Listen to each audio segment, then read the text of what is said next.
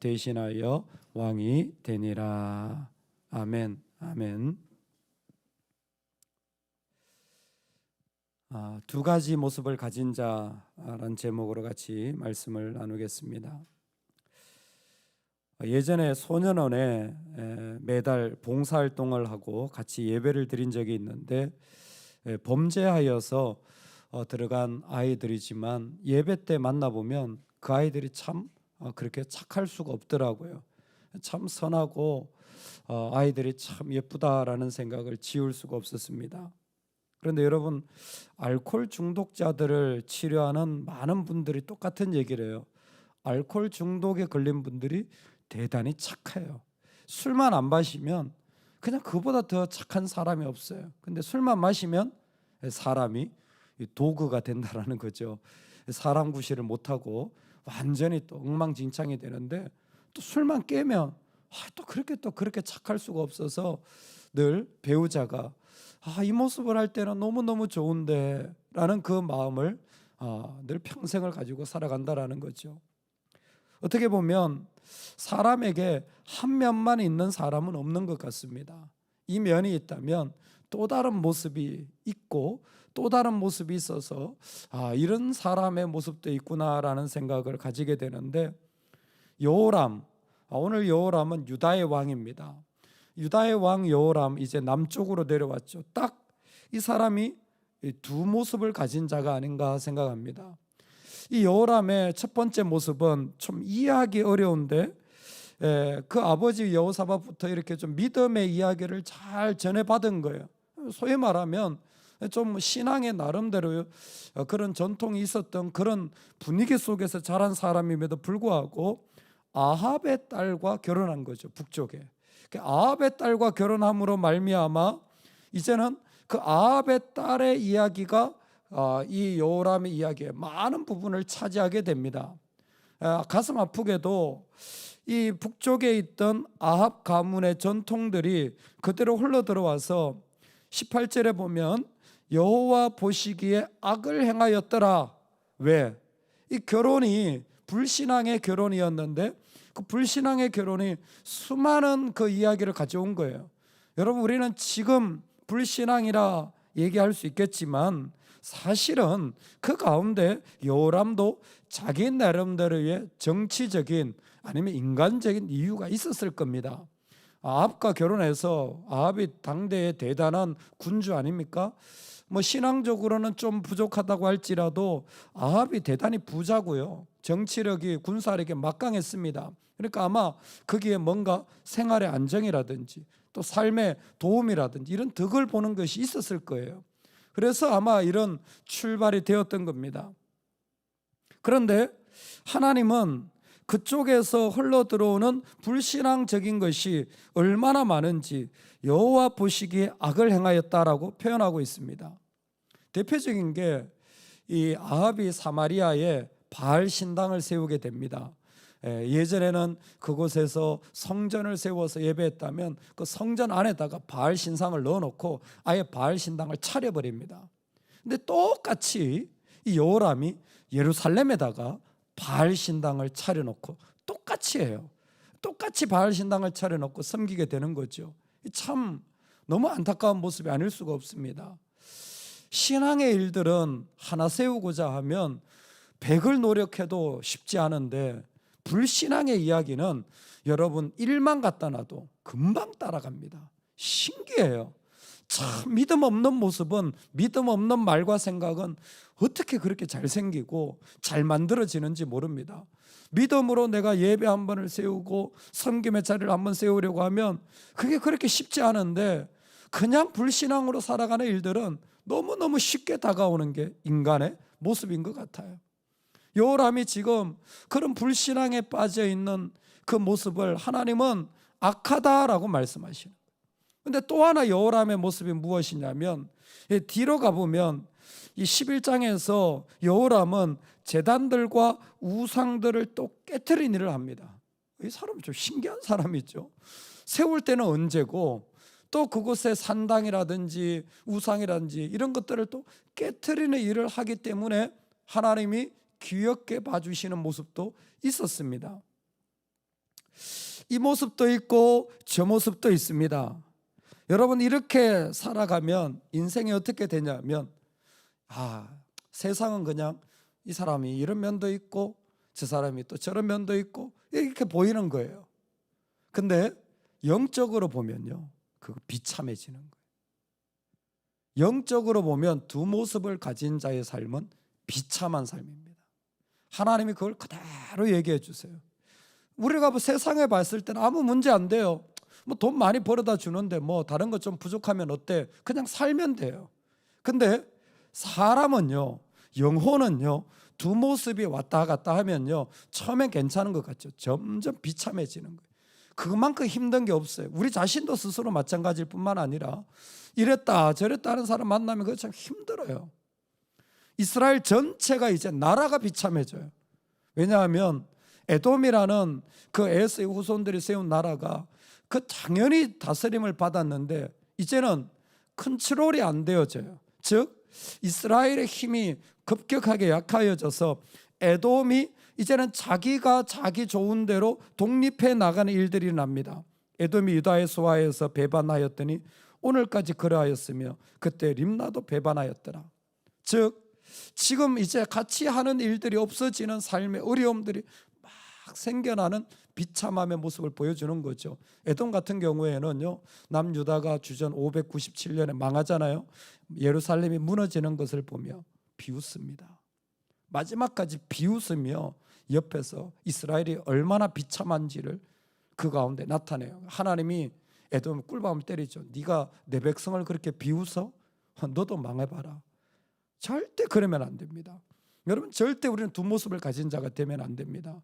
사랑해야지 미워하는 자가 되면 안 돼요. 섬겨야지 저주하는 자가 되면 안 됩니다. 할렐루야.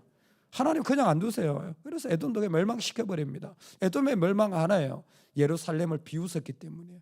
근데 림나도 이 배반하였더라. 이게 나중에 보면 나오는데 림나가 제사장의 성읍입니다. 제사장의 성읍이 배반하였다라는 건 뭐냐면 이제는 영적인 일들까지 그 가운데 합력이 안 된다는 것입니다. 하나님을 섬기는 일들까지 합력이 안 되니까 외부적으로 내부적으로 이거 뭐 도무지 아무것도 되어지지 않는 거예요. 이게 바로 비참함입니다. 이 비참함이 왜 생기냐면 여호람에게 두 가지 모습이 있었기 때문에 그래요. 여러분, 두 가지 모습이 있을 수 있습니다. 세상을 살아갈 때 우리도 이 모습이 있고 또 저 모습이 있을 수 있어요. 그런데 하나님 앞에서 그 모습을 빨리 버리셔야 됩니다. 안 그러면 점점 더 가정이 비참해지고 점점 더 우리 자녀들이 비참해지고 그 교회가 비참해지고 나라도 비참해지는 거예요. 그 사람이 선교하면 선교지도 비참해지는 거예요. 이게 오늘 우리에게 주신 모습이에요. 그런데도 불구하고 이 나라가 왜 망하지 않습니까? 그런데도 불구하고 왜 이 나라가 무너지지 않습니까? 아니 뭐 두 모습인데 그래도 뭐 잘 살던데 뭐 그렇게 뭐 열심히 안 하고 대충 해도 뭐 그렇게 그럭저럭 살던데. 사람들은 그 사람 때문이라고 말할지 모르겠지만 하나님 이렇게 말씀하십니다. 나 때문이다. 두 모습인가 내가 아는데 나 때문에 아직도 그 모습을 유지할 수 있는 거야. 내가 그 자리에 있기 때문에. 우리 19절 말씀인데요, 같이 읽겠습니다. 오늘 말씀 핵심입니다. 같이 읽겠습니다.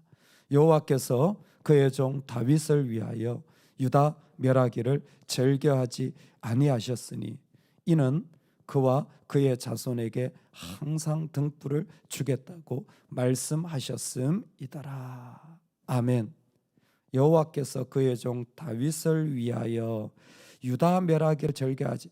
유다가 당연히 멸망받아야 돼요. 당연히 혼나야 됩니다. 당연히 심판받아야 되는데 왜 그러냐면 그의 종 다윗을 위하여. 딱 눈치가 보이시죠? 다윗 언약입니다. 사무엘하 7장에 있었던 다윗 언약. 네가 내 백성이 되고 나는 너의 하나님이 되어 너의 위를 영원히 견고하게 하리라. 하나님이 약속하신 거예요. 한번 좀 들어놓으십시오. 이런 다윗 언약을 무조건적 언약이라고 부르기도 하고 편무적 언약이라고 부르기도 합니다. 말이 어렵죠. 간단합니다. 무슨 의미냐면 일방적으로 하나님이 약속하셨다라는 거예요. 즉 하나님이 약속하고 하나님 다 책임지겠다라는 거예요. 네가 조건이 있어서 이게 잘못되면 너 끝나, 이게 아니라 다윗과 언약의 특징이 뭐냐면 하나님이 약속하시고 하나님 다 뒤집어 쓰시는 거예요. 하나님 다 책임지시는 거예요. 이런 조건이 세상에 어디 있습니까? 근데 하나님이 언약을 해요. 근데 다윗 집안이 어떻게 됩니까? 점점 기울어져 가는 게 보이잖아요. 여호람이 이렇게 두 가지 모습을 가지고 있잖아요. 그러면 당연히 심판을 받아야 되죠. 그런데 다윗 언약은 뭐냐면 이 여호람이 심판받을 것까지 뭐예요? 하나님이 지금 다 감당하고 계시다라는 겁니다. 여러분, 우리가 두 가지 모습을 가지고 있는데도 멀쩡하게 살아가는 이유는 뭡니까? 하나님이 지금 다 감당하고 계시기 때문이에요. 하나님이 그걸 다 지금 하나 뒤집어 쓰고 계시기 때문에, 그 죄의 구정물을 하나님이 다 마셔내고 계시기 때문입니다. 그래서 다윗은 무너졌잖아요. 그 나라가 무너졌잖아요. 그럼 이 언약이 사라진 겁니까? 아니요. 이 언약이 기반이 되어서 새 언약이 이루어질 수 있었던 겁니다. 메시아가 오신 것이죠. 그래서 예수님은 우리한테 어떤 것을 요구하지 않으시고 자신이 죽으심으로 그 은혜를 인하여 믿음으로 구원받게 된 거예요. 그게 바로 다윗 언약이 지금까지 성취되고 있는 모습입니다. 우리가 어떻게 하나님 앞에 나아갈 수 있습니까? 예수 그리스도의 은혜 때문에. 은혜가 뭡니까? 주님이 다 뒤집어 쓰고 계신 거예요. 이전에 우리의 구원도 그랬지만 지금도 마찬가지예요. 성화의 과정에도 주님이 다 뒤집어 쓰고 계신 것입니다. 여러분, 우리 안에 그 악함을 버리시기 바랍니다. 그 악함을 버리지 않을 때 최고로 마음 아픈 것은 내 인생이 무너지는 게 아니라 주님의 마음을 아프게 하는 거예요. 주님의 마음을 아프게 하는 거예요. 주님은 여전히 우리를 사랑하시겠지만, 여전히 우리를 섬겨주시겠지만, 제일 가슴 아픈 사실은 주님을 아프게 한다라는 거예요. 이스라엘은 이걸 깨달아야 되는데 지금 하나님이 그 이스라엘을 등불 삼아서, 이게 무슨 등불입니까? 그 우상의 자기 유익을 따라 그때 계속 틈틈이 이 모습 저 모습으로 바뀌어지는 모습을 보고 무슨 등불 같은 역할을 하겠어요? 그런데도 불구하고 하나님이 그 자리에 자신의 언약을 지켜나가시기 위하여 그들을 초대하시고 불러주시는 겁니다. 이 죄인이 주님 앞에 어떻게 살아가야 될까요? 여러분, 다윗 언약은 우리한테 힌트를 하나 줍니다. 나도 두 가지 모습인데, 나도 주님 때문에 겨우 이만큼 걸어왔는데 어떻게 살아가야 될까요? 그러면 포기하는 겁니까? 그러면 난 이만큼밖에 안 되는 거니까 그냥 내려놓는 겁니까? 아니요. 여러분, 다윗 언약을 세울 때 하나님이 다윗을 향하여 하신 말씀이 뭐냐면 내가 너를 이스라엘의 주권자로 삼겠다고 하셨습니다. 이게 나기드거든요. 주권자로 삼겠다. 이때 주권자는 다윗과 다윗 집안의 부르심이에요. 너희들이 이 땅에 등불이 되어야 된다라는 거죠. 너희들이 이 땅에 빛이 되어야 된다라는 겁니다. 즉 사명을 따라 살아야 돼요.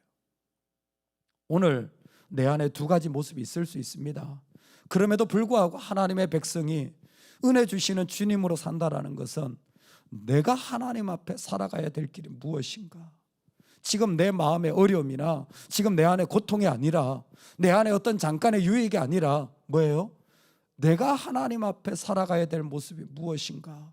내가 하나님 앞에 드려야 될 자리가 어디인가? 여러분, 그것을 끊임없이 묻고 그 자리에서 끊임없이 확인하는 것이 바로 우리의 삶인 것입니다. 왜 그 자리에 있습니까? 하나님 앞에 그 자리를 통하여서 올려드리고 다시 한번 세우려고, 그 자리를 통하여서 주님 앞에 영광 드리려고 그렇게 하는 거예요. 비록 나에게도 부족한 모습이 있지만 나를 부르신 하나님 앞에 그 자리에서 그 주님의 이름을 높이며 그 자리에서 주님의 이름을 드리는 것이 우리의 모든 자리에서 하나님의 주권과 다스림을 선포하는 방법입니다. 오늘 살아가는 자리에 여러분, 그 자리에 하나님이 부르셨음을 꼭 믿으시고 살아가시기 바랍니다. 그리고 오늘 우리가 걸어가는 자리에 하나님이 나를 통하여 하실 일이 있음을 믿고 살아가시기 바랍니다. 특별히 교회와 공동체와 열방을 향하여 부르실 때에 여러분, 그 모습을 하나님의 부르심으로 아시고 달려가시기 바랍니다. 그 자리를 통하여서 하나님이 지금도 자신의 주권을 이 땅에 선포하기를 원하시는 거예요. 누굴 통해? 여호람 같은 우리를 통하여, 두 가지 모습을 가진 자로 스스로도 부끄럽지만 우리가 하나님의 사명을 붙잡으면 하나님은 그 은혜의 등불을 이 땅에 비춰나가시는 그 통로로 삼아주신다라는 거예요. 할렐루야, 할렐루야. 얼마나 영광스럽고 감사합니까? 얼마나 그 길이 축복입니까? 그러니 어떤 어려움이 있고 어떤 술주정뱅이의 모습이 있다고 할지라도 내가 하나님 앞에 서야 할 모습, 자리를 가지고 품고 나가면 하나님은 그 자리를 통하여 이 땅을 조금씩 비춰나가는 거예요. 두려워하지 마십시오. 여러분, 겁내지 마십시오.